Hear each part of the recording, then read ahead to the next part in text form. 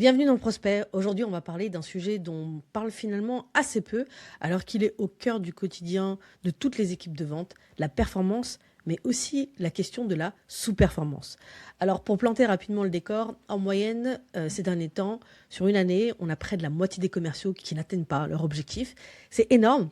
Et pourtant, on ne sait pas toujours quoi faire avec ces éléments-là, comment faire un bon diagnostic, comment recadrer, jusqu'où accompagner et à quel moment se dire « Ok, ça ne marchera pas ». On le sait tous, on est dans un contexte économique compliqué pour beaucoup d'entreprises et un commercial qui ne performe pas, ce n'est pas toujours, en tout cas pas forcément, un commercial qui ne veut pas performer ou qui ne sait pas performer. C'est souvent quelqu'un qui peut-être ne sait pas encore comment s'y prendre. Alors comment on fait la différence entre une mauvaise passe et aussi une vraie difficulté de fond? Quel est le rôle du manager là-dedans? Et comment on installe une culture de la performance au sein de son entreprise qui va pousser les gens vers le haut sans les cramer. Pour en parler, j'ai invité quelqu'un qui a une vraie expérience en management, qui est Margot Hervé, qui a été manager pendant plus de 6 ans chez Spendesk. Et depuis 1 an et demi, elle accompagne des scale-up sur ces différentes problématiques.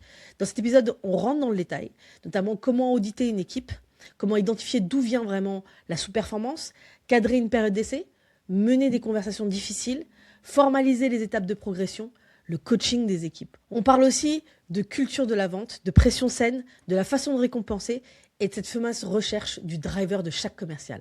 Bref, c'est un épisode pour celles et ceux qui managent des équipes au quotidien. Je vous laisse écouter ça. Bonne écoute.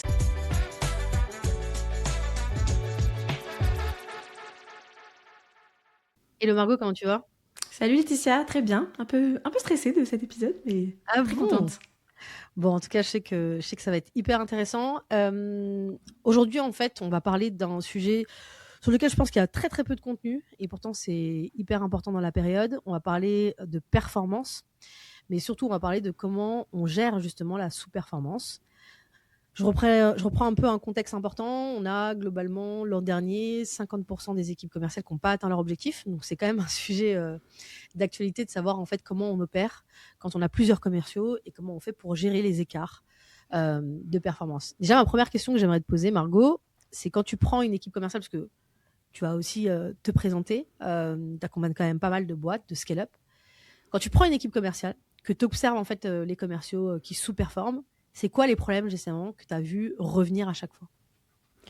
C'est une grande question avec une réponse sans rentrer trop dans le détail, parce que je pense que c'est le but de l'épisode, mais il faut faire cet audit un peu, avec un grand mot, de vraiment décortiquer ce que le sales individuellement va apporter à l'équipe, ce qu'il fait, ce qu'il arrive à faire, ce qu'il n'arrive pas à faire, que ce soit dans ses routines, comment il fait les choses, les process qu'il a, et ses calls, sa posture, comment il parle, avec quel ton, avec quelle assurance, est-ce qu'il sait de quoi il parle aussi. On parlait un peu de la compréhension business, c'est super important. Donc il y a beaucoup de choses à regarder, mais c'est aussi facile d'aller décortiquer. Donc je pense que c'est ce qu'on va apporter aujourd'hui, un peu de conseils sur comment bien connaître son équipe. Ok, Mais du coup, c'est pas sorcier. peut-être qu'on peut partir de là où tu parles. Tu t'accompagnes maintenant depuis quand Un an même et pas demi. mal de temps. 1 an et demi en Enfin, fait. à mon compte, ouais. Pas mal d'équipes de scale-up. Et avant ça, tu étais sales manager chez Spendex pendant au moins 6 ans. Donc, C'est ça. grosse expérience. La première question que j'aimerais poser, c'est que, bon, tu parles d'audit. C'est quoi pour toi la première cause de sous-performance que tu identifies chez un commercial? Est-ce que c'est un sujet de compétence? Est-ce que c'est un sujet de méthode? Ou est-ce qu'il y a autre chose? Il y a plein de sujets, j'en vois 4 principalement. La première chose, c'est est-ce que le sales, il sait sur quoi on l'attend? Est-ce que le cadre est clair? Est-ce que les objectifs sont clairs? Et quand je parle d'objectifs, je parle pas que sa target égale tant de milliers d'euros à faire par mois, par quarter ou par année. C'est quoi le cadre? Qu'est-ce qu'on attend de toi? À la fois dans les chiffres, dans l'activité, donc qu'est-ce que tu vas produire? Et effectivement, peut-être l'attitude, l'extra mile que tu dois avoir, etc. La première chose, et pour moi, il faut dissocier. Est-ce que le sales, il est conscient qu'il est bon ou qu'il est pas bon? Et sur quoi? Et donc, il y a Ok. déjà tout ce qui va être l'incompétence consciente. Je sais pas faire, mais je le sais. Et donc, viens m'aider. Ensuite, il va y avoir plutôt je suis pas conscient, je suis pas compétent, mais je suis pas conscient. Là, c'est au rôle du manager d'avoir un peu les hard talks, comme on dit, et de dire les choses de ok, Laetitia, franchement, il y a des choses qui sont super bien, mais clairement là, tu vois que ça pêche, là, c'est insuffisant, là, il y a du boulot. Ça veut pas dire tu vas te faire virer, ça veut pas dire t'es nul, ça veut pas dire tu sais pas, c'est pas bon. Enfin, ça l'est, mais c'est je vais t'aider et on va tout faire pour que tu y arrives. Malheureusement, ça arrive pas tout le temps, mais dans la plupart des cas, ça fonctionne. Donc là, c'est de se dire je t'aide et je t'accompagne sur ce qu'on a identifié. Et le troisième point, qui est pour moi le plus important, c'est la motivation. Est-ce qu'on a quelqu'un qui a envie de réussir, qui a envie de se donner les moyens, qui a envie de prouver, et dans la longueur, parce que ça peut être aussi, je vais te prouver que je suis bon, mais pendant un mois, et après, ça descend comme un soufflet. Ouais. Et le dernier, c'est le process. Tu peux avoir un gars qui est super compétent, qui est motivé, mais en fait, on a des process, et quand je parle de process, je parle vraiment au global. C'est des sujets, on en avait déjà discuté. Est-ce qu'en fait, on a le bon PMF? Est-ce qu'on s'adresse aux bonnes personnes? Est-ce qu'on a les bons outils? Est-ce que notre scoring, il est bon? Parce qu'en fait, si on est censé taper notre tier 1, mais qu'en fait, c'est notre tier 10, parce que le truc à mail était setup, bah, en fait, on perd du temps. Donc, c'est aussi s'assurer que nos process sont bons. Est-ce que on perd pas du temps d'admin? On en parle tout le temps de ce temps d'admin perdu. Après, de là à ce que ça mette quelqu'un en low perf, faut y aller sur les problématiques admin. Mais ça peut être des sujets comme ça. Donc, pour répondre à ta question, ouais, ça vient de différents endroits. Il faut juste aller checker, ok, endroit A, bon bah c'est pas ça, on va voir le B c'est pas ça, ok en fait c'est le C. Et là on appuie dessus et plan d'action est suivi quoi. Ok, très, très bien. Et du coup, est-ce que c'était déjà arrivé ou tu penses que c'est à la marge d'avoir aussi également des commerciaux qui sont pas dans la bonne boîte? Ouais, je dis tout le temps, et malheureusement des périodes d'essai j'en ai rompu pas mal. Et au début c'était dur et maintenant on va dire que c'est un peu plus factuel dans le sens où c'est pas parce qu'une période d'essai, et je parle de ça, mais ça peut être un licenciement aussi, ou juste un départ, quelqu'un qui s'en va, ça veut pas dire que t'es pas fait pour être sales, ça veut pas dire que t'es pas bon sales, ça veut dire qu'aujourd'hui, à tel moment, par rapport à ce qu'on attend de toi, ça ne correspond pas. Et moi j'ai vu, notamment chez Spendesk, des personnes qu'on n'a pas gardées qui se sont éclatées dans d'autres boîtes avec des super résultats, avec des très bonnes performances commerciales. Donc je pense qu'il y a le contexte de la boîte, peut-être que c'est les cycles de vente, peut-être qu'il vaut mieux aller chercher du transac ou du rencontre, enfin voilà, se remettre un peu en question sur aussi quel type de vente on veut. Aussi sur des rôles, il y a beaucoup de gens en fait qui se disent bah moi ce que j'adore c'est la relation avec le client. Ok, bah peut-être passe plutôt une casquette de cam, va sur de l'entretien de compte, peut-être que c'est la prospe qui te va pas du tout. Donc je C'est ça, sais plus la enfin en fait, t'as raison, mais je trouve que en fait, il y a on n'apprend pas ça en fait aux gens quand ils arrivent en fait sur ce job. C'est comme si en fait le job de sales c'était pas comme les autres jobs ou sur lequel tu avais un peu bah voilà les possibilités que tu as. En gros, tu es commercial et puis c'est un petit peu au bonheur de la chance, tu vas arriver dans une boîte, soit ça va bien se passer, soit ça va bien se passer, c'est un peu je pense un peu l'histoire de pas mal de gens. Il y a pas forcément ouais, puis c'est tout le temps hyper négatif en fait, c'est si ça marche pas c'est que c'est toi le problème. Alors voilà. que c'est pas ça en fait. Ouais. Alors que c'est là que je trouve ça intéressant ce que tu dis, c'est que effectivement tu rentres dans le détail de déjà il y a plusieurs types de postes à avoir, de fonctions, mais dans ces fonctions, il y a aussi plusieurs types de ventes, plusieurs types d'industries. Et en fait, tu peux effectivement être bon dans l'un et pas bon dans l'autre. Et donc aussi, le manager, faut qu'il l'ait en tête dans sa manière aussi de traiter un sales qui sous-performe. Et à qui tu vends aussi, enfin, je pense, faire du B2B versus B2C, ça n'a rien à voir. Faire des... Tu avais travaillé en public, bah, bosser avec des personnages du public, ça n'a rien à voir avec du privé. Ouais. Enfin, en fait, il y a aussi toute cette chose-là de à qui tu t'adresses, comment tu crées tes champions, etc., qui est complètement différent d'une boîte à l'autre en fonction du marché. Ouais. Et donc, du coup, justement, comment tu fais la différence parce que parfois, on peut avoir un comportement en tant que manager un peu toxique quand on est face à des commerciaux qui ont fait un mauvais mois ou un mauvais quarter, on va tirer un peu plus, et un commercial qui est vraiment en difficulté. Comment tu fais la différence parce que tu as parlé de motivation, certes. Parfois, c'est pas une question juste de motivation. Il peut y avoir plein d'autres raisons.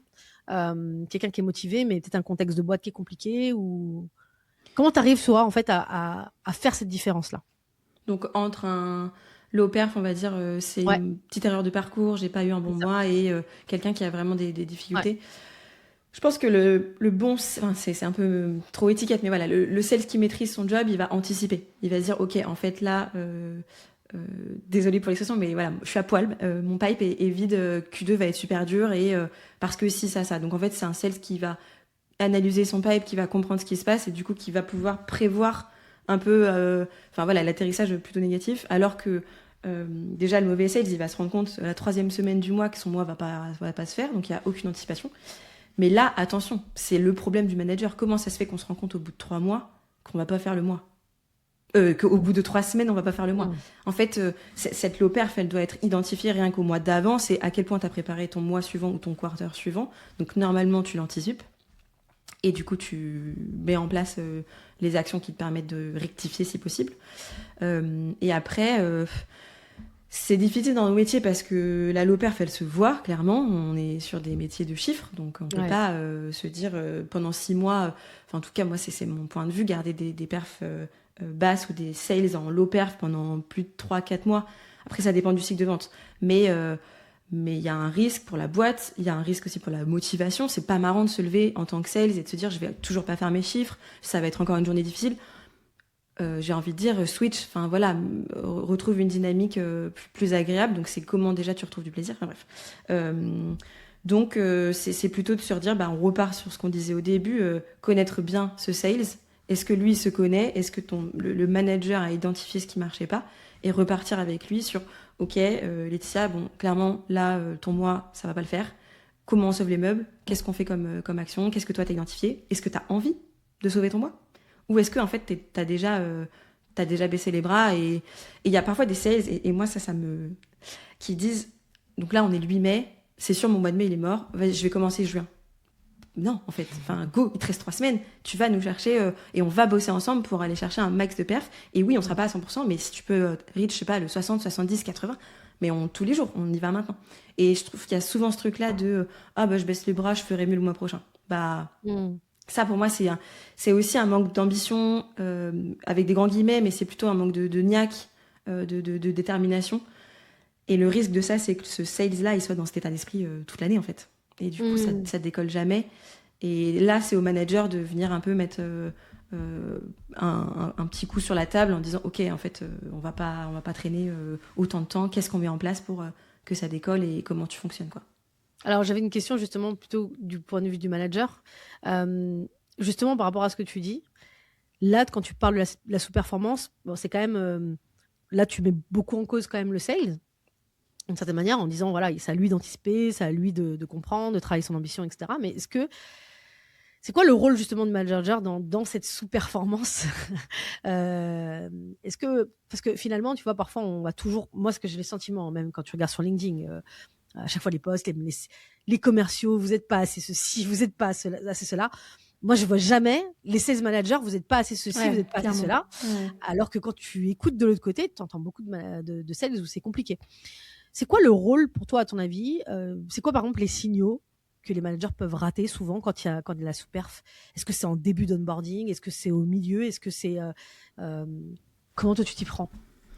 En fait, il y a plein de réponses là-dessus parce que c'est vraiment du recrutement du sales à justement ce moment de l'OPERF. Donc c'est quel est ton cadre.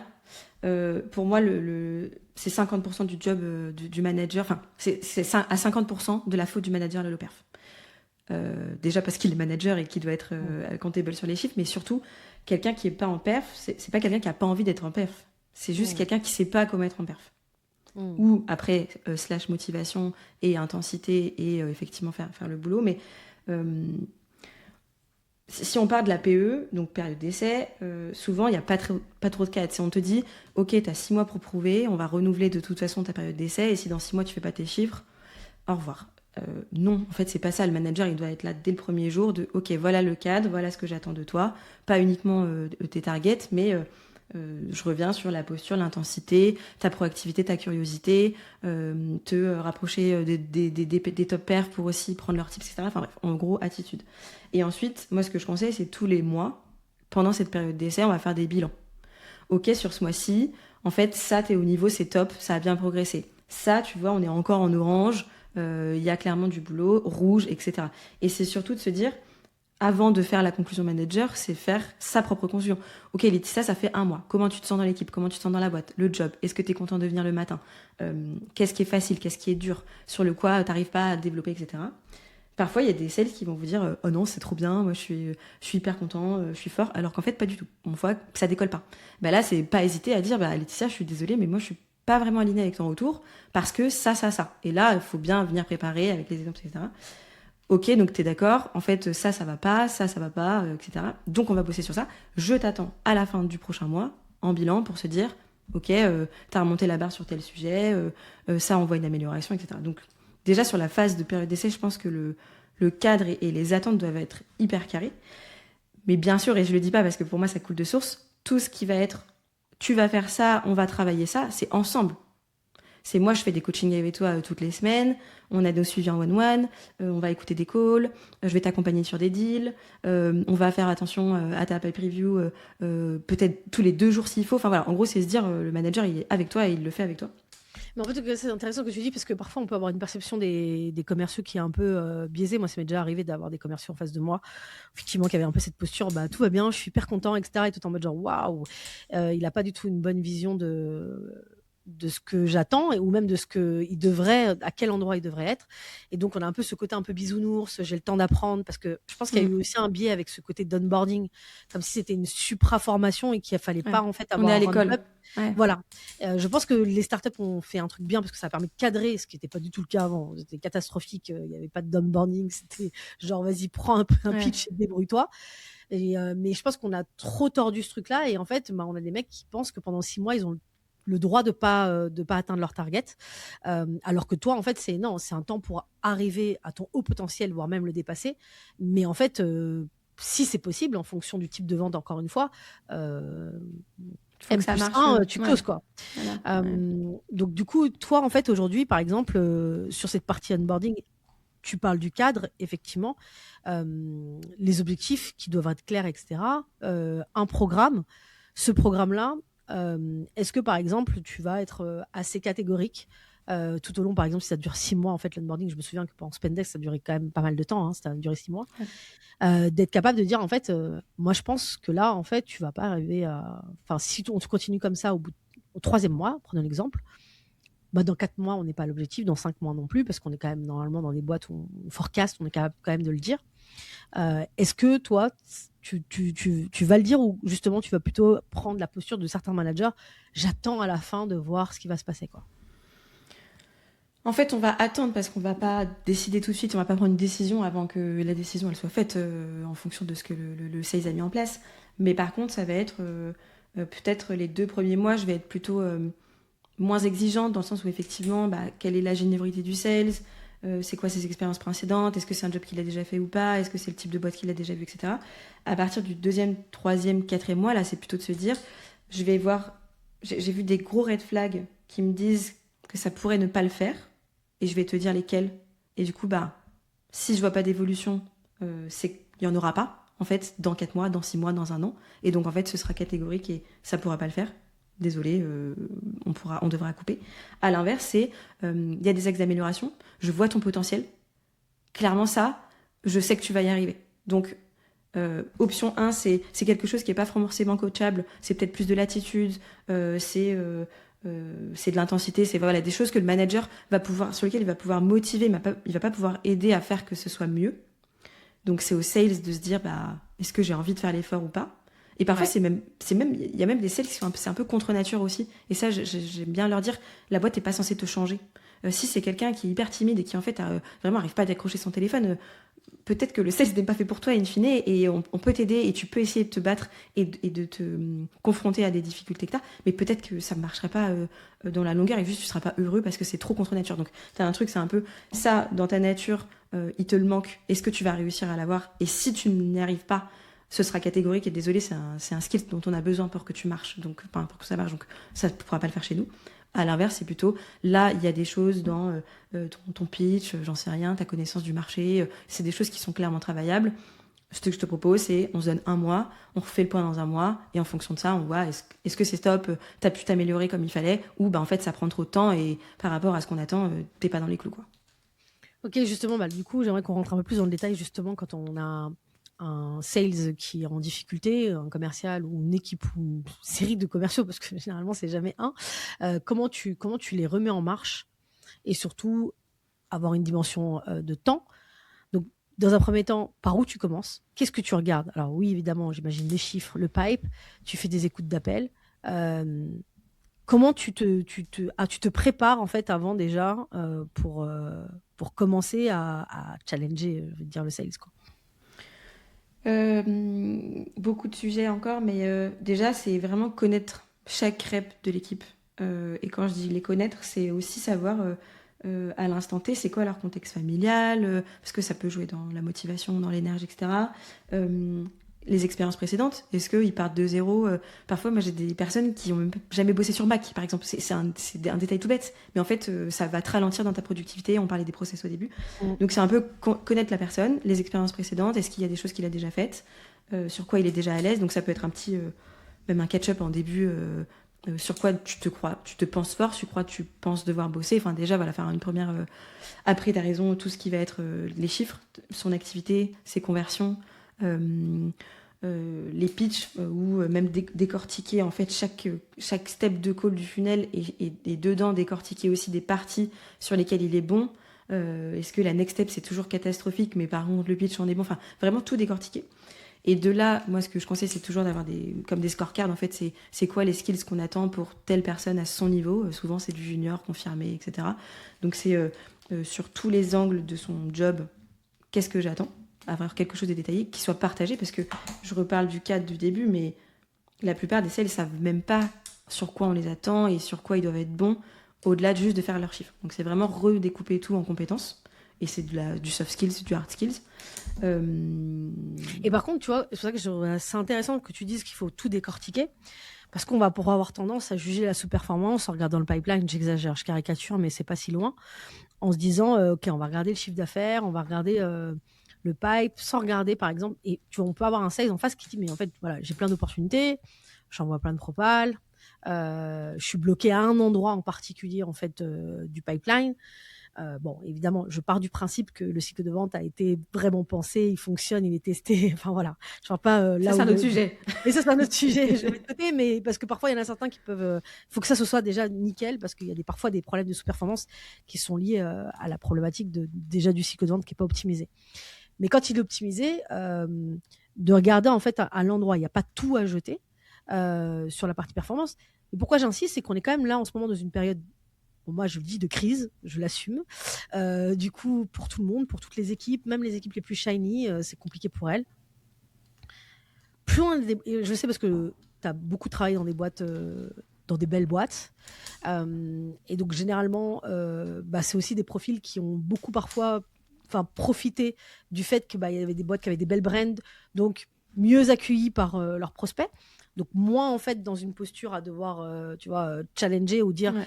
Hey, je suis quelqu'un, je suis nobody, mais intéresse-toi à moi. Ils avaient beaucoup moins cette posture que d'autres qui ont plus travaillé dans des boîtes, moi ce que j'appelle les boîtes moches, même si j'ai beaucoup de respect pour les boîtes moches qui font de l'argent.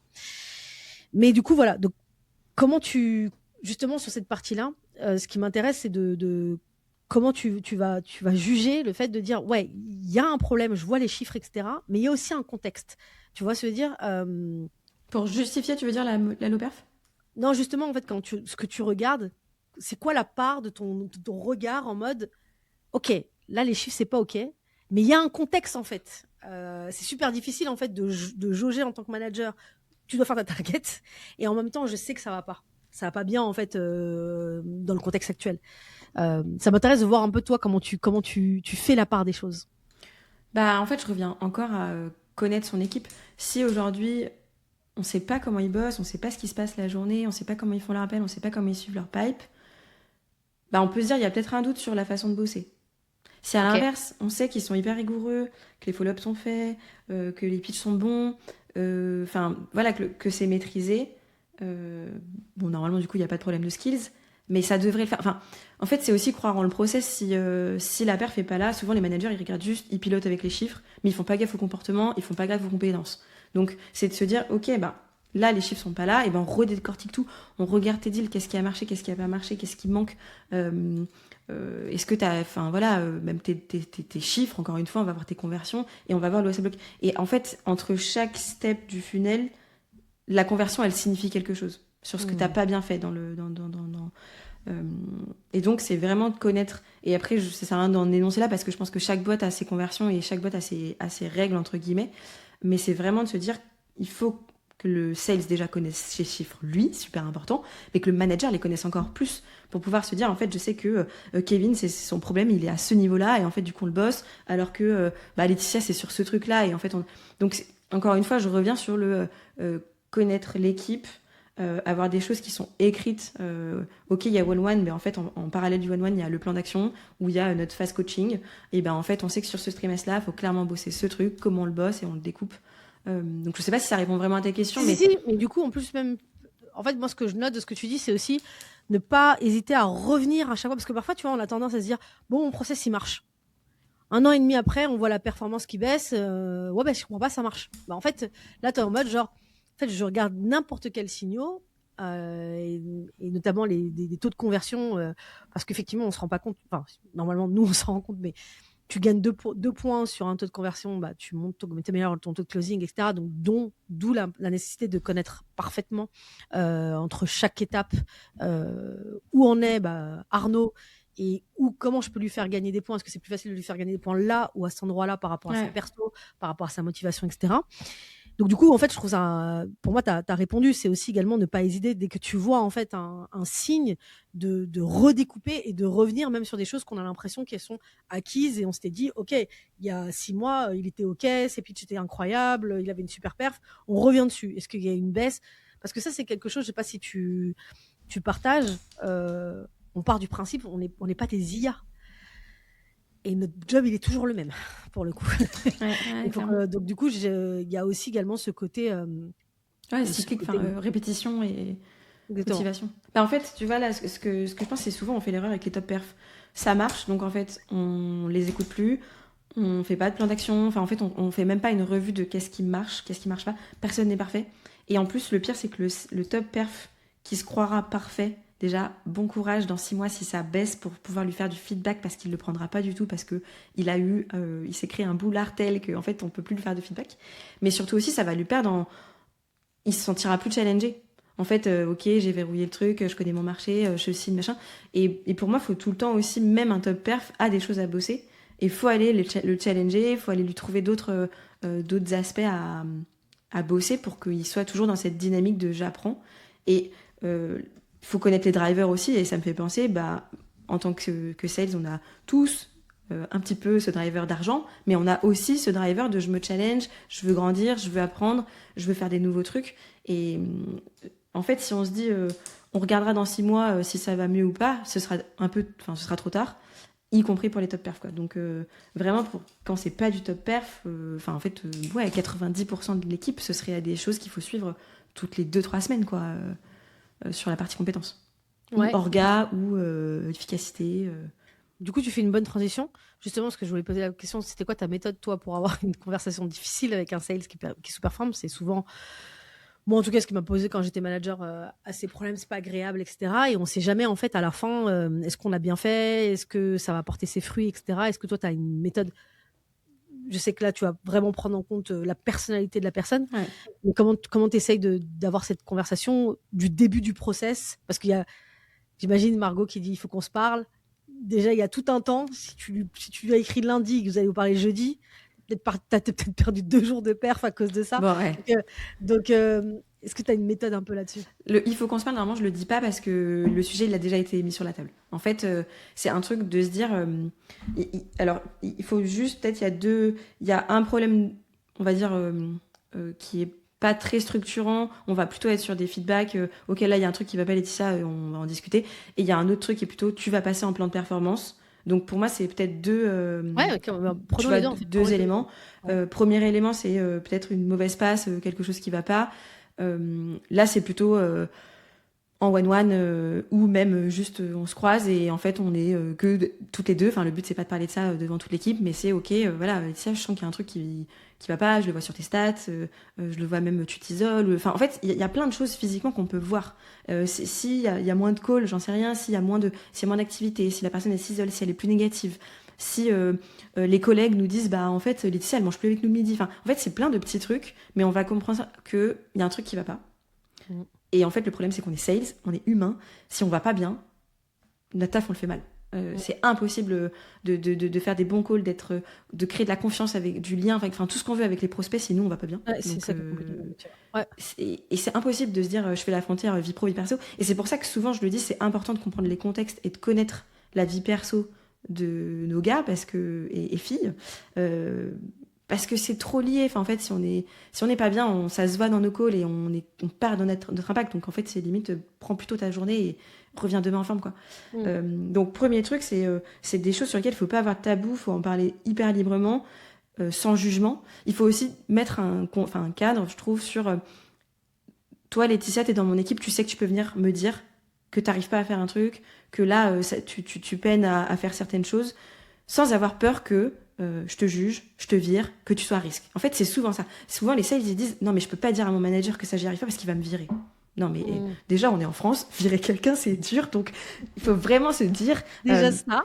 Voilà. Et deuxième, on n'est pas là pour... Enfin, le recrutement encore plus, pour un deuxième truc très factuel, c'est hyper dur de recruter, donc en fait, quand on a des gens en place, on veut les garder. On n'a pas envie de se reprendre un tunnel de recruter des gens. Donc, on veut garder les gens, on veut les accompagner, on veut faire en sorte qu'ils performent, et avec quelques petits changements, ça peut faire tout. Donc, ça peut être rapide aussi. Donc, c'est de se dire, en tant que sales, je n'ai pas honte et je n'ai pas peur d'aller dire mes difficultés à mes collègues, à mon manager, etc. Donc, déjà, c'est créer un contexte qui fait que on n'aura même pas besoin d'aller chercher le pourquoi ça va pas bien.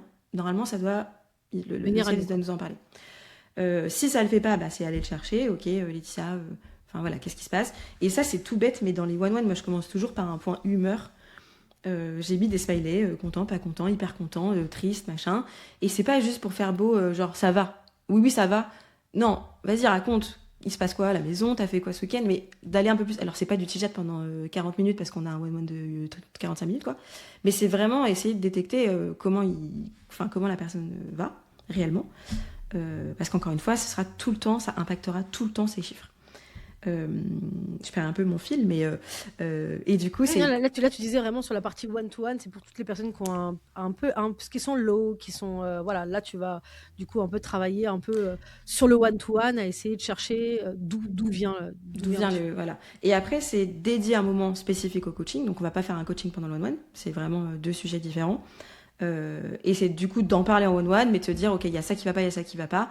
Là, ce que je te propose, pendant... un mois, on se voit 2 fois par semaine et on bosse ces sujets. Par contre, je t'attends sur ça. Je veux que tu sois proactif sur tel et tel sujet. Qu'en parallèle, tu ailles voir machin parce qu'il est super bon sur ce sujet et ça va t'aider. Peut-être appeler d'autres sales dans d'autres boîtes. Enfin, en fait, lui faire un espèce de plan d'action avec le manager, avec les collègues qui sont top perf, avec d'autres sales, d'autres boîtes. Mais en gros, on ouvre un peu les chakras et on va aller chercher des solutions. À l'inverse, si c'est un sujet plus structurant, pour moi, il faut dédier un meeting spécifique à ça. Et c'est pas de te dire, je t'envoie un meeting pour vendredi, bon courage, on se voit vendredi. Mais c'est plutôt, bloquer un moment et pas forcément un point dans l'agenda qui s'intitule ça ne va pas, attention, tu es sous les radars, mais c'est plutôt juste catch-up. Point de recadrage. Voilà, point de recadrage. Non, c'est juste un petit catch-up de, ok, Laetitia, je voulais qu'on se voit aujourd'hui. Moi, j'ai identifié que... il y avait des éléments qui étaient moins bons que d'habitude. Déjà, je voudrais que tu m'en parles. Donc, on laisse la personne voir si elle en a conscience, si elle a envie d'aider, si elle a envie de se remettre en question. Si on reprend l'exemple de tout à l'heure où c'est la personne qui dit non, mais tout va bien, alors qu'en fait, ses chiffres ils sont à 0.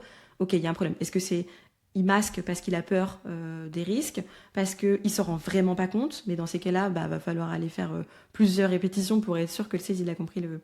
Et après, c'est je reprends mon histoire de ok, il y a ça qui va pas par rapport à la Mastercard, tu vois, t'es pas du tout au niveau de ce qu'on attendait à ce moment-là, par rapport à, je sais pas, X, Y, enfin, d'où l'importance de se reposer sur les attentes sur le job par boîte. Et après, c'est quelle est la temporalité? Laetitia, est-ce que toi, tu as envie de réussir? On se donne 1 mois, on se donne 3 mois, on se donne 6 mois, ça dépend de la boîte. Et après, si c'est encore plus long, c'est de se dire on part sur un plan de performance où là c'est des choses qui sont le manager doit vraiment être là aussi pour l'aider encore plus précisément dans l'accompagnement des choses qui manquent, quoi. Donc il n'y a pas de tabou, tu vois. Enfin, pour moi il y a pas de c'est des hard talk dans le sens où le sujet est délicat, enfin plutôt négatif, mais ça doit être une conversation hyper libre des deux côtés parce qu'en fait la perf est pas là, c'est un fait, tu vois. Enfin.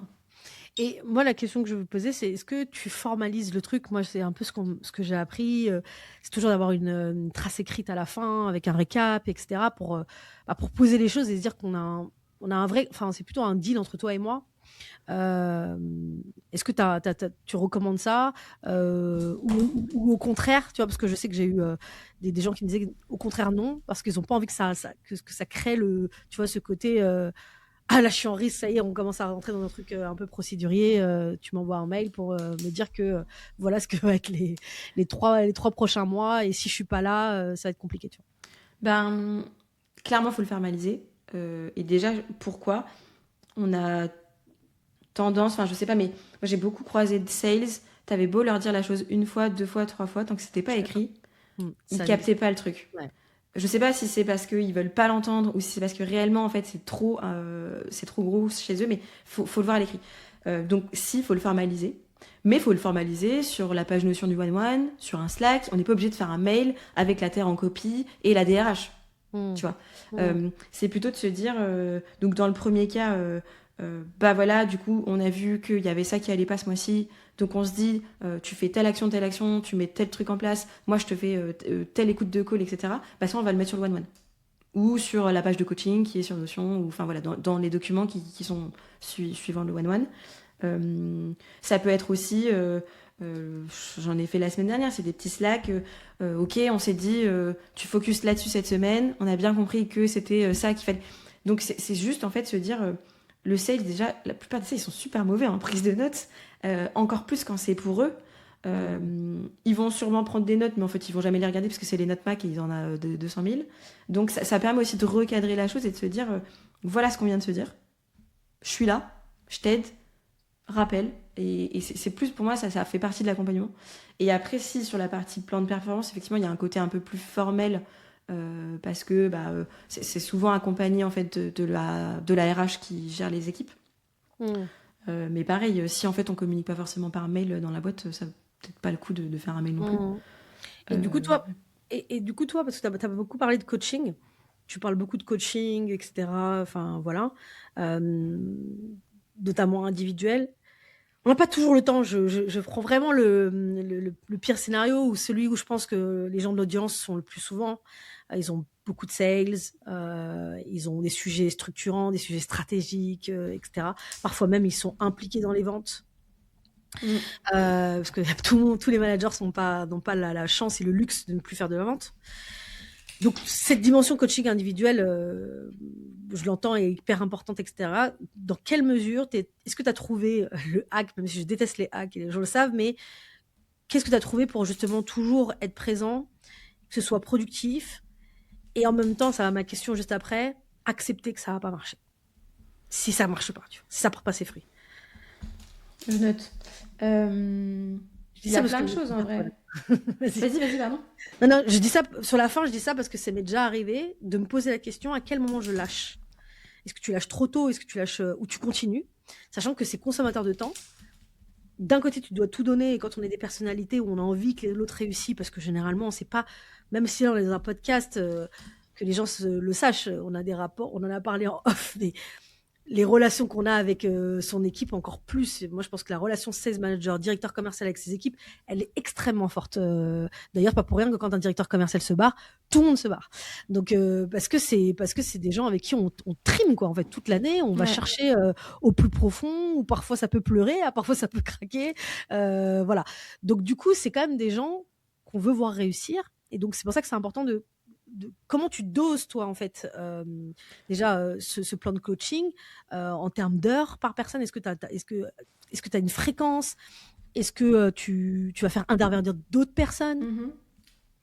Mhm. Pour revenir juste sur le sujet du côté humain, et c'est en ça où c'est dur le management, c'est que on va prendre des décisions qui sont hyper factuelles pour le bien de la boîte, pour autant en face on préférait prendre une décision pour le bien de la personne. Et il faut vraiment le décorréler. Et en fait, et on en parlait en off, c'est de se dire à quel point on crée des liens avec nos équipes, à quel point on arrête cette barrière pro-perso même qui n'existe pas, parce qu'en fait c'est, enfin moi je vois plus les personnes avec qui je bosse que mon conjoint, parce qu'en fait en temps d'heure dans la journée, enfin voilà.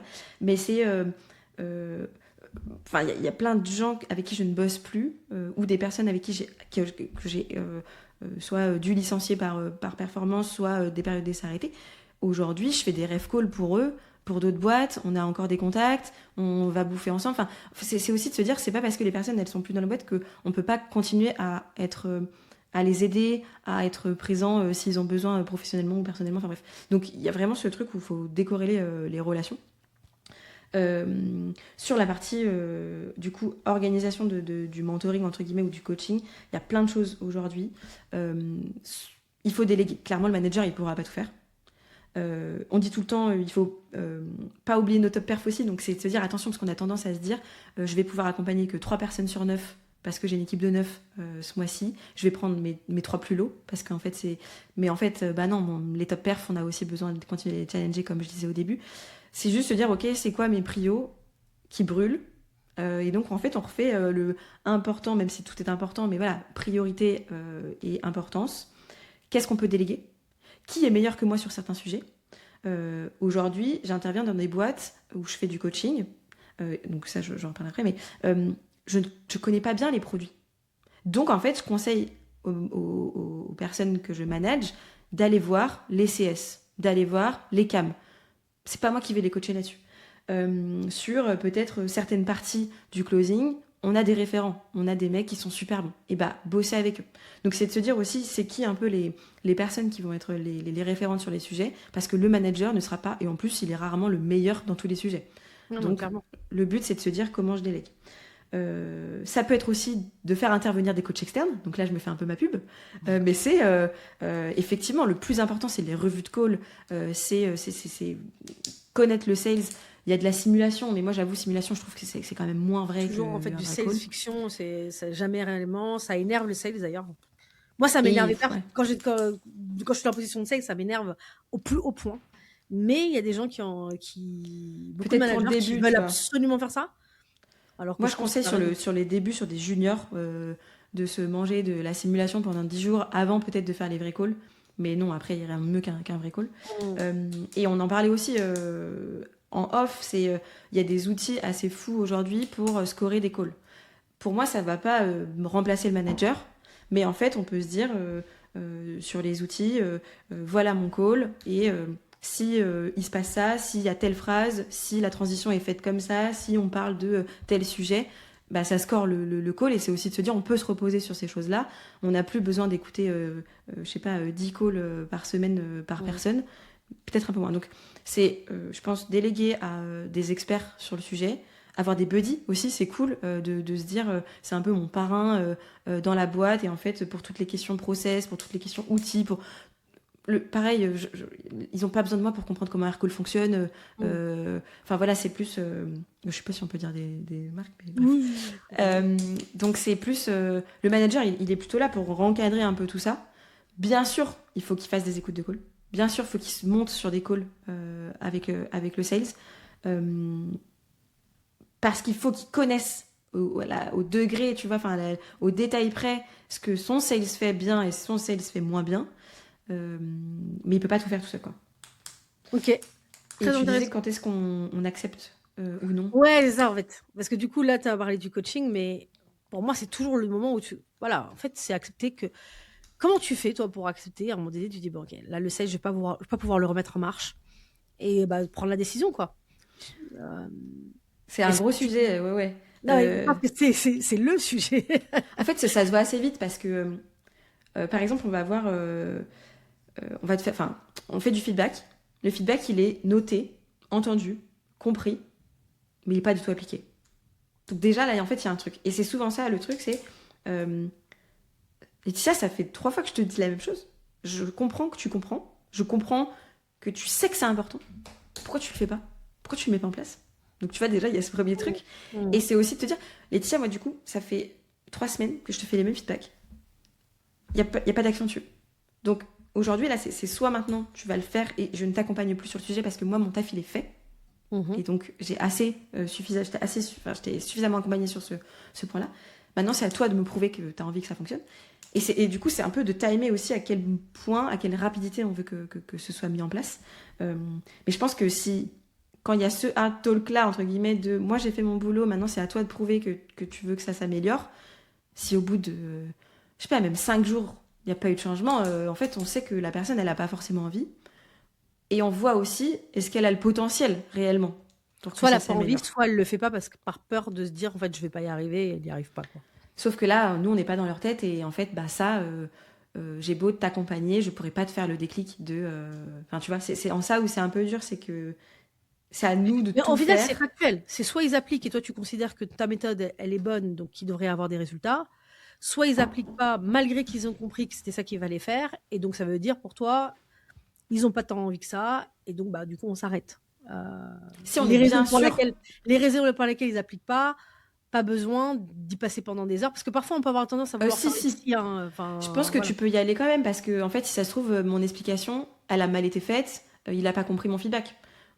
Et c'est aussi en ça où, moi, souvent, je leur demande, ok, est-ce que ce que je viens de te dire, tu comprends est-ce que ça te va dans la forme est-ce que c'est clair. Et du coup, je leur redemande, ok, donc qu'est-ce que tu dois remettre en place. Enfin, donc, si c'est super important de se dire, peut-être que j'ai pas été claire, peut-être que mon feedback, il n'est pas dans la forme que lui, il attend dans la réception. Enfin, c'est pas Ouais, très ouais, français, je vois très mais bien. tu vois. Je pense au bouquin Radical Candor sur ce sujet, si jamais. Enfin, ça donne aussi des billes sur comment faire le feedback. Euh, donc, ouais, c'est être sûr que le feedback est compris, qu'il est d'accord avec ça. Parce que peut-être que aussi, ça peut être un sales qui va toujours te dire non, mais non, mais non, mais non, parce que. Raison externe. Et ça, c'est difficile. Et pour moi, ça, c'est plutôt un problème de posture. Je me remets pas en question, je prends pas de hauteur. Euh, je crois que j'ai la science infuse et en fait, et pour moi ça malheureusement c'est des limites au potentiel et au développement de la personne et on peut pas y faire grand chose. Moi et en plus personnellement je suis assez, j'ai pas trop de patience avec. Une posture. Ouais parce que on devrait tous même à 50 balais, même, enfin je sais pas, se dire, ok, peut-être si toi t'as une autre façon de le faire, vas-y, dis-moi, je vais tester.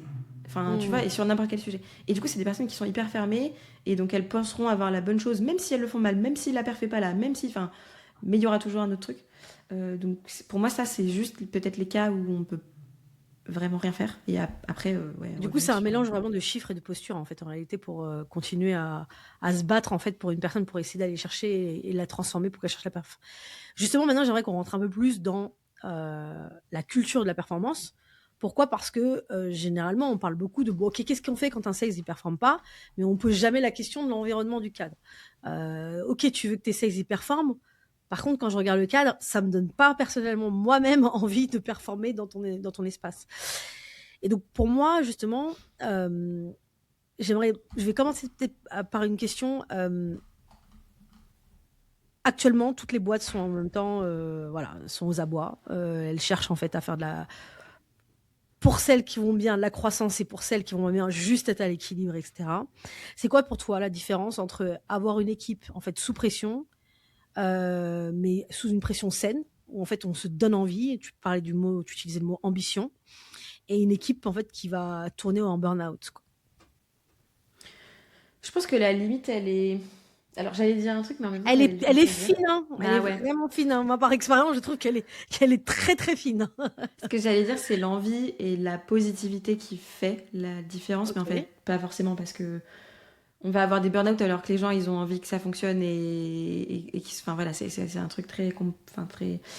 euh, Encore une fois, et c'est peut-être ma réponse à tout, mais il faut connaître son équipe, savoir quelles sont leurs limites, leur niveau de pression accepté, comment ils gèrent la pression, est-ce qu'elle est visible. Ok, Laetitia, en fait, je sais que si t'es comme ça pendant tout ton meeting à te ronger les peaux, c'est que en fait ça va pas. Enfin, c'est peut-être pas un bon exemple, mais c'est de se dire déjà, est-ce qu'on, comme les drivers, est-ce qu'on connaît la pression, ça a quel effet sur toi? Est-ce que c'est stimulant? Est-ce que tu vas t'en mettre tout seul? Ouais. Est-ce que tu aimes quand je t'en mets? Est-ce que à l'inverse, ça va encore plus te faire flipper? Donc c'est vraiment, c'est quoi ton niveau de stress? Comment tu le gères? Qu'est-ce qui te déstresse aussi? Ça peut être cool de connaître un peu. Et du coup, la pression saine, je pense qu'elle est. Je suis sous pression, mais je sais pourquoi je le fais et ça me stimule et ça me donne de l'énergie. Et donc là, c'est tout le contexte de. Quand je suis arrivée chez Spendes, c'était ça. Et franchement, c'était.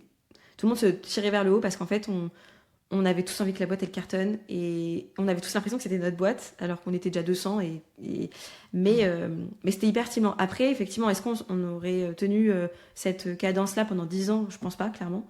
Donc elle est là c'est quoi le switch? Mais on est tous ensemble. Donc pour moi il y a un vrai esprit collectif. Il n'y a pas le côté sharky des sales où on va se voler des trucs dans les pipes, on va se comparer, on va ouais, le côté En fait, tu as collectif. répondu à la question, c'est-à-dire que c'est une équipe où en fait on peut mettre une pression à un moment donné pour un objectif donné, pour un rewards aussi donné, c'est-à-dire que Clairement. c'est aussi OK de dire: «Écoutez les gars, si on arrive là, on aura ça, quoi». Mais que ça doit pas être quelque chose qui doit être sur la durée, ce que les boîtes parfois ne comprennent pas. C'est-à-dire que tu peux pas tirer, sur un sales, 4 quarters de suite. Quel est pour toi le quarter? Et donc effectivement, connaître sa personnalité, mais peut-être aussi connaître, l'environnement de ta boîte et là, effectivement, tu as raison, ça dépend des boîtes. Peut-être que pour vous, votre quarter le plus important, c'est le premier ou le deuxième, j'en sais rien. Pour d'autres boîtes, ça peut être le troisième et le quatrième. Et donc en fonction, être en capacité, tu vois, de faire ce que tu dis. C'est-à-dire là, en fait, On met un c'est petit notre coup. boîte, Ouais. faut qu'on y Ouais. arrive. Sur ce quarter-là, on donne vraiment tout et que tu as un manager un peu sain d'esprit qui fait Ouais. prochain quarter, On je pourra vais pas relâcher un peu. on Ouais. va relâcher Mais un ça, je l'ai peu. jamais vu. Enfin, en fait, malheureusement. Et Non, mais le pire, je c'est pour pense, ça que c'est j'ai dit que la frontière Bah était ouais. mince. Non, mais ouais. Enfin, tu vois, ça me fait penser, le pire, c'est les semaines de closing, où je trouve, on va dire, le top management met une pression assez folle. C'était ma prochaine question. C'était comment tu gères justement la tension de fin de trimestre, objectifs qui sont Bah, vraiment en fait, on a l'impression sans qu'on casser les va... gens. Parce qu'en fait, pour moi, c'est Ouais. pas le fait qu'on est tous tendus, c'est qu'en fait, ça peut t'as un moment où même toi, en tant que manager, tu peux ne pas être agréable avec tes équipes. En fait, ça doit être pas agréable. En fait, ça reste. En plus, il y a un truc, on n'est pas docteur, on sauve pas des vies. Enfin, en fait, il y a toujours ce truc aussi de. On essaie juste de redescendre la pression. Bien sûr, il y a des objectifs et bien sûr, il faut aller les chercher. Et en plus, on est sales, donc c'est pour aller chercher du 100% minimum. Donc il y a vraiment un truc où on veut y aller. Mais souvent, on se dit, on va rattraper. Enfin, on est à la bourse sur le mois, on est à la bourse sur le quarter. On va pousser, on va pressuriser les sales sur la dernière semaine. Peut-être qu'on va aller chercher du quick win. On rattrapera jamais un quarter qui ne s'est pas fait en une semaine. Donc c'est et en fait c'est aussi de se dire, je sais plus avec quelle boîte je l'avais vu, mais eux ils faisaient leur fin de quarter mais en milieu de quarter. En fait c'était hyper simple parce que du coup il y avait le coup de boost en milieu de quarter, en milieu de mois. Et du coup c'est pas sur on joue tout et on pressurise parce que c'est la dernière semaine, c'est plutôt de se dire comment on accélère avant, comment on anticipe. On parle du système des 15-15, tu vois, et donc je pense que ce modèle il serait beaucoup plus sain. Et quitte à ce que dire la vraie semaine de closing, on relâche la pression. Après, non, parce que j'aime bien préparer le mois ou le quarter d'après la dernière semaine, mais il Tu faut peux expliquer arriver. le process des 15-15 pour nos Bah, c'est de auditeurs? se dire au 15 du mois ou au 1,5 mois du quarter, en fait, on commence à bosser le cycle d'après, le mois d'après, le quarter d'après. Et du coup, en anticipant, et en fait, on a un forecast qui est hyper sain. Et je pense que ça aussi, pour revenir sur la gestion de la performance, le forecast, il doit se faire à tous les niveaux, sur tous les job sales. C'est pas que du forecast de closing, c'est du forecast de combien de meetings tu vas prendre, de combien de R2 tu vas avoir. Et tous les sales doivent connaître leur forecast. On parlait des périodes d'essai au mois 2. Enfin, en fait, on commence à forecaster très vite. Il n'y a que comme ça que tu peux anticiper une performance qui va baisser ou un coup de collier à mettre. Et en plus, c'est super simple de dire à ton sales, là, Laetitia, on est le 8, ton mois, ça pue. On est d'accord, t'as pas beaucoup d'avance. On est chaud, la semaine prochaine, tu fais le double, on fait un énorme coup de collier, on y va. Et en fait, il y a que comme ça que le sales se dira, mais en fait, t'as raison. Parce que si je veux réussir mon mois, il faut que je mette le coup de collier maintenant, ce sera pas la dernière semaine. Enfin bref. Donc je pense qu'il y a le côté forecast qui est super important. Mais quand je t'entends, en fait, et je pense que c'est pas c'est pas toujours assimilé, pardon, pas une généralité, mais ce que j'entends, c'est quand même alors moi, c'est quand même clairement ma vision, mais c'est quand même un travail vraiment day to day et pas juste, en fait, tu files les trucs ou parfois on a beaucoup l'impression, on recrute des commerciaux et on se dit, faut que vous soyez autonomes, les gars, vous êtes commercial. Là, toi, tu as parlé de coaching, donc c'est quelque chose qui se fait tout le temps, à des intensités, évidemment, avec une intensité qui est différente. On a l'onboarding, on a pendant, etc. Mais voilà.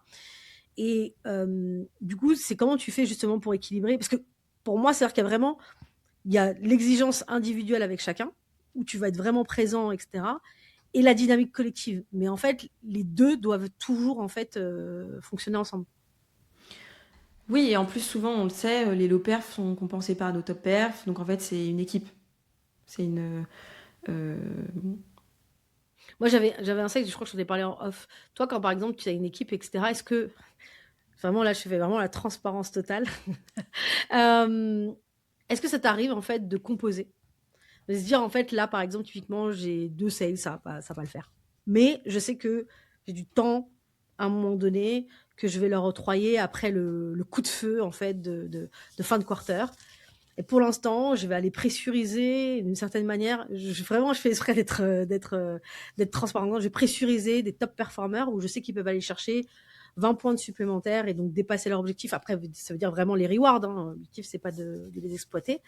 Est-ce que ça t'arrive en fait de faire ces jeux-là de chiffres? Personne n'en parle. Non, Euh, c'est trop intéressant et ça me fait penser. Clairement, je le fais, mais je le fais de façon transparente. ok. On sait qu'il y aura... Enfin, le meilleur des mondes, c'est tout le monde à 120%. Ça n'existe C'est pas, pas. ça n'existe Ok. pas. On a des 120, on a des 100, on a des 80, on a des 70. Chez Spendesk, moi, je me souvenais, j'étais dans la confidence, enfin, pas dans la confidence, enfin, si, dans la confidence, on va dire, avec mes top perfs, en disant, on est une équipe, on est 9 dans l'équipe. Aujourd'hui, on sait, et tu le vois, que X et Y vont pas faire un super mois.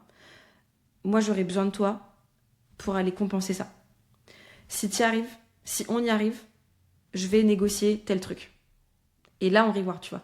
Et en fait, le sales, il y a le côté appartenance de l'équipe.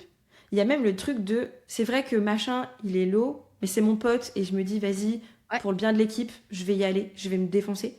Et en plus, j'ai les rewards. Ça, bon, je sais pas si toutes les boîtes peuvent faire un petit cadeau en plus, mais... et c'est bête, mais une bouteille de Ah, champ à la fin normalement, du mois, enfin voilà, il y a un truc... normalement, si t'as compensé, c'est pour atteindre l'objectif. Si t'as au atteint pire, t'as l'objectif, un petit c'est que c'est bien. multiplicateur, Enfin, voilà, voilà. voilà. Donc, tu peux pas le faire tous les mois. Parce que sinon tu crèves, enfin voilà, tu fatigues les top perfs, mais ils sont pas bêtes en fait, ils savent aussi quel est l'objectif du manager, comment il est rémunéré, enfin voilà, il y a un truc, donc ça clairement moi je le conseille, mais l'importance d'avoir une équipe hyper soudée, et donc gamifier, faire des rewards, même les personnes qui ont pas fait leur perf, c'est aussi comprendre pourquoi. Et ça, c'est super important aussi. Je fais tout le temps des rétros du mois. Et en fait, chacun passe dans l'équipe, je sais pas, 10 minutes. Ok, sur 2 slides, c'est quoi mes perfs du mois? Qu'est-ce que j'ai bien fait? Sur quoi j'ai galéré? Qui m'a aidé? Et en fait, c'est un peu de se dire, ok, on fait un peu un livre ouvert de mon mois. Euh, et ça montre aussi, déjà, chacun va assumer les bonnes choses et les mauvaises choses. Et les autres vont voir les mauvaises choses des autres, mais du coup, ils vont se dire, ah ouais, c'est pour ça, je comprends pourquoi. Enfin, je trouve que ça rapproche aussi les gens. Si possible, de le faire aussi en inter-équipe. Enfin, c'est vraiment des moments assez cool. Et c'est peut-être aussi des moments pour redescendre la pression. Tu vois, on parlait Ouais. peut-être de journées un peu plus low. Un vendredi après-midi, en fait, on se pose, on va, j'en sais rien, dans un endroit un peu différent et on fait un peu ce bilan du mois. Et ça permet vraiment de créer ce truc de on a été chercher. Et en plus, on peut rewarder aussi. Bah voilà, il y a Kevin, encore une fois, ce Kevin, il a été chercher 130% et c'est trop cool parce qu'en fait, grâce à lui, l'équipe finit à 100%. Donc bravo pour ce truc d'équipe. Donc, Lui, il a ouais, je l'impression de se pense. valoriser. Et je pense qu'aussi, également, tu peux avoir aussi un sales qui a sous-performé. On a tous sous-performé dans nos vies, hein, même si on veut dire qu'on est tous géniaux. Et il y a des moments où on peut se dire, bah écoute, moi j'étais dans ce moment. Parce que quand on sous-performe, les gens se rendent pas compte, mais on peut avoir un moment. C'est même un moment de déprime, en fait, dans notre job.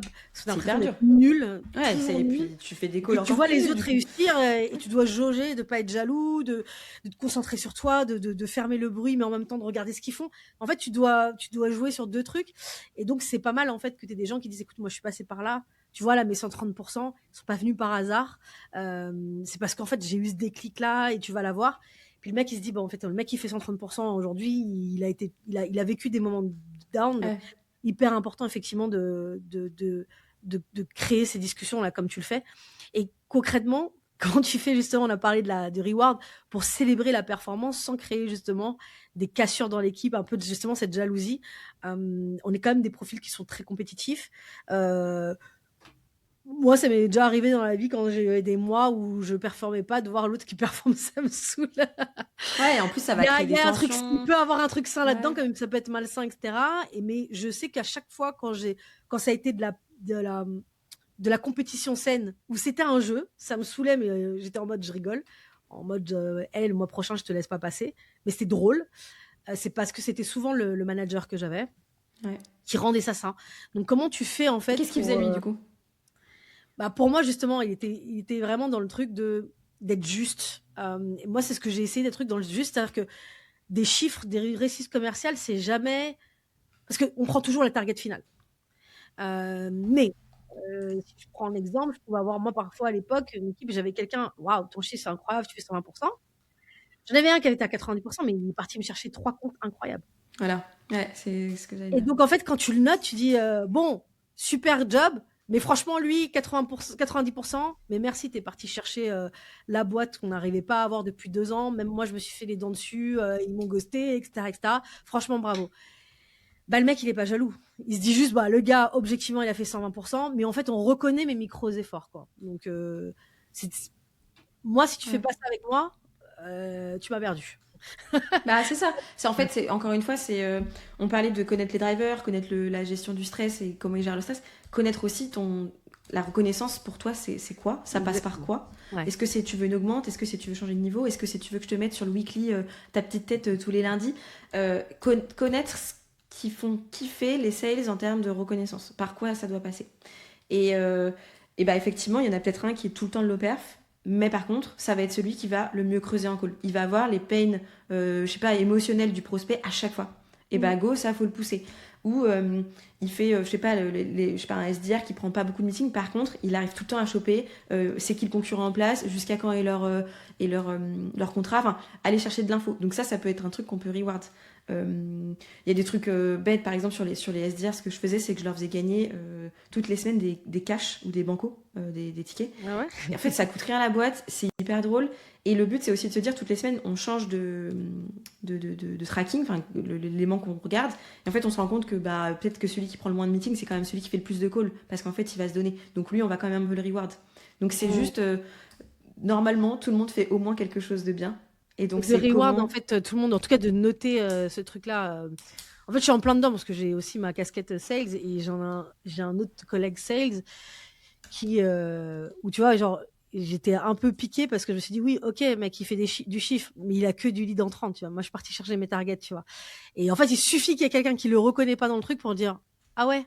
Et là, du coup, ça crée le côté, la cassure en mode genre, bon, bah écoute, c'est quoi, quand tu auras des sujets, je t'aiderai pas parce que tu que des leads entrants. Ça crée en fait des comportements qui sont pas ok. Oui, je suis une Ouais, et gamine là, t'inquiète, pour ceux qui, on l'est pour tous. pour ceux qui croyaient que j'étais quelqu'un de très très mature et de très droit, etc., je montre ma petite personnalité là à cet endroit-là. Mais bon, j'en ai conscience et je travaille dessus. On attend d'autres secrets de ta part. Mais bon, voilà. Et si je pense à un autre truc, tu vois, sur juste la partie les good, les bons trucs qu'on voit pas, justement, en tant que manager, et ben en fait, c'est aussi prendre du feedback des partenaires avec qui le sales y bosse. Ok, et ça, faut le demander souvent. Là, moi, je le fais d'autant plus quand j'interviens dans des boîtes parce que c'est des personnes que je vais peut-être voir sur des durées moins longues. Mais ok, comment tu bosses avec telle personne, c'est quoi ses forces, qu'est-ce que tu conseillerais? Et le but, c'est pas de lui rendre tout le débrief qu'on a reçu, mais c'est plutôt de se dire, bah là, tu sais, j'ai eu des retours comme quoi ton CRM et tes notes, le contexte était super carré, bravo. Enfin, en fait, c'est de se dire comment je vais chercher d'autres éléments que moi je vois pas en tant que manager auprès de personnes avec qui il bosse. Ça Trop peut être bien, les CS sur l'onboarding, ça peut être les RevOps, enfin bref. super conseil. On va finir parce que je savais que ce podcast allait durer pas mal de temps, mais on va finir. C'est une question parce que tu as quand même beaucoup parlé tout au long du podcast sur justement cette recherche-là de driver. Et du coup, si tu devais donner un conseil à un manager, soit qui a déjà une équipe en place, parce que parfois, en fait, sachant qu'il peut y avoir des subtilités où tu choisis pas ton équipe, il y a des fois, tu l'as choisi de A à Z et là, c'est, on va dire, la meilleure configuration. Mais justement, en fait, est-ce que tu as des conseils justement pour pouvoir les déceler? Je sais que tu as parlé de recrutement, des one-to-one, etc. Mais peut-être quel type de questions tu vas poser pour essayer de comprendre en profondeur en fait ton sales? Pourquoi tu te lèves le matin, Laetitia? C'est quoi qui te drive? Qu'est-ce que tu as envie de chercher dans la journée? C'est En ça que fait, tu vas me c'est poser vrai. comme question? Ouais. Ok, d'accord, ok. Tu vois, c'est de se dire, c'est quoi qui te fait kiffer après, j'aime bien la question aussi, c'est quoi les valeurs importantes pour toi? Ouais. Souvent, enfin, je sais pas, ça peut être la réussite, la méritocratie, j'en sais rien, être content, être heureux. Donc c'est ouais, je pense, c'est quoi tes valeurs? Pourquoi tu te lèves le matin? qu'est-ce qui te fait kiffer là? Pourquoi tu aimes ce job? Pourquoi tu aimes le boulot? Moi, j'ai pas mal de profils juniors en ce moment. Bah, c'est parce que on s'entend trop bien avec l'équipe, parce que c'est hyper fun au bureau. Enfin voilà. Et c'est peut-être des choses qui paraissent pas très importantes, mais en fait si, parce que c'est ça qui aussi les drive à continuer à faire le job. Donc et puis même, bah, quel est tes drivers? Alors la question, elle est un peu chiante parce que c'est un mot anglais, mais qu'est-ce qui te motive? Qu'est-ce qui te motive, Sur en quoi fait, tu prends du plaisir dans la vie? Pourquoi tu fais ce job? Moi, j'aime bien aussi les questions très bateau. Pourquoi tu fais de la vente aujourd'hui? Pourquoi tu es Ok, commercial? mais justement, alors tu vois, quand tu posais la question de qu'est-ce qui fait que bah voilà, tu es là aujourd'hui et tu fais de la vente, justement sur des profils un peu juniors, tu peux avoir une réponse, comme tu l'as dit, bah, j'aime super bien l'équipe, etc. Comment tu fais pour justement gérer ce truc-là, pour faire en sorte que petit à petit, ça vienne un peu plus sur le métier en tant que tel? Parce qu'on sait que finalement, en tout cas, c'est ma grille de lecture, je trouve que t'es pas d'accord avec moi, mais tu peux pas juste faire bien les choses dans la durée juste parce que tu as une bonne atmosphère, tu as un bon environnement, tu as un bon manager, parce que ça, on sait que c'est malheureusement, c'est pas forcément, ça peut disparaître, quoi. Bah, C'est la quoi question, ton enfin, en rôle à fait, jouer là-dedans, toi, pour faire en sorte qu'ils aiment le métier et que du coup, ça devienne, en fait, bah écoute, moi, faire mes targets, c'est une seconde nature, quoi. quand ils me répondent parce que j'aime bien l'ambiance et que je me marre avec les collègues, je leur dis, mais ça veut dire que demain, t'es comptable, l'équipe est cool, tu kiffes? Enfin, en fait, c'est comme. En fait, je suis en découverte, tu vois. Ok. Je creuse, mais pourquoi tu me dis ça? Pourquoi c'est ça? Et en fait, concrètement, et souvent, je leur mets en. Ok, mais en fait, c'est ce que tu me dis, tu pourrais être boulanger, adorer les personnes qui sont avec toi, et ce serait pareil. Non, parce qu'en fait, il y a ça. Ok, mais du coup. Et donc, en fait, c'est de se dire vraiment, on va creuser. Pour moi, c'est pas au manager de faire aimer le job parce que on est sur un métier passion entre guillemets, enfin, bizarre que je dise ça, mais faut aimer convaincre, faut aimer parler avec les gens, faut être curieux, en tout cas pour être bon, Ouais. faut avoir un côté niaque avec beaucoup d'énergie, etc. Si t'as pas tout ça, pour moi, ça va être difficile dans la longueur. Tu vas devoir te travestir un peu, et je reviens sur le côté, t'es pas là, on n'est pas là pour changer les gens. Euh, donc non, pour te répondre, c'est pas au manager de faire en sorte que la personne elle aime le job. Par contre, c'est au manager de faire en sorte qu'on est sûr que la personne, elle est sur le job où elle devrait être. Je sais pas très français, mais Très c'est bien. en fait si tu me dis, bah j'avoue, j'aime pas décrocher le téléphone, la conviction, c'est pas forcément ce qui me, moi ce que j'aime, c'est trouver des solutions. On est en outbound, on fait du call, on va pas trouver des solutions, on va justement trouver des problèmes pour leur proposer notre solution. Mm. Donc en fait, c'est plutôt sur des conversations un peu plus profondes comme ça, de se dire est-ce que tu es bien à ta place sur le job. Et je reviens au marché, au cycle de vente, au type de persona que tu veux ou que tu aimes, tu vois. Écoute, super manière de terminer. Merci énormément, Margot. Où on peut te trouver, en fait, si on a envie d'échanger avec toi et de poursuivre un peu cette conversation, de poser des questions? Et bah LinkedIn, Margot Hervé, avec plaisir en MP. Eh bien, écoutez, allez la suivre, allez lui poser des questions Merci. si vous avez des sujets sur le management. Tu as quand même une belle expérience, ça devient rare aujourd'hui. Les gens font Merci. 1 an, 2 ans, etc. Toi, là, on est à plus de 7 ans, plus de 8 ans à peu près de management. Donc voilà, tu as quand même pas mal de choses que tu as appris et apporté pas mal de choses. Écoutez, merci beaucoup d'avoir suivi le podcast. Si vous avez aimé, eh ben, écoutez, mettez une étoile ou donnez notre avis. Et puis, bah, je vous dis à bientôt pour un prochain épisode. Ciao, ciao Margot. Merci, salut.